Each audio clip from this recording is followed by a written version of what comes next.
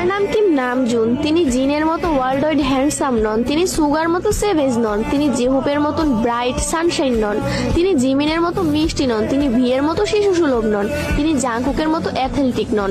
কিন্তু তিনি Kim Namjoon, BTS এর লিডার, সেই গ্রুপ যা বিশ্বব্যাপী কোটি কোটি মানুষের হৃদয়ে জায়গা করে নিয়েছে।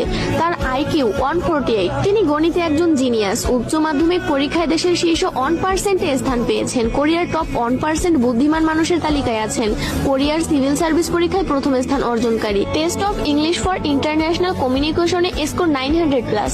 ডেবিউর আগে ছিলেন একজন আন্ডারগ্রাউন্ডার র্যাপার, ইলেকট্রনিক ইঞ্জিনিয়ারিং এ স্নাতক। শুধুমাত্র ফ্রেন্ডস সিরিজ দেখে ইংরেজি শিখেছেন। 3টি ভাষায় কোরিয়ান, ইংরেজি এবং জাপানিতে দক্ষ।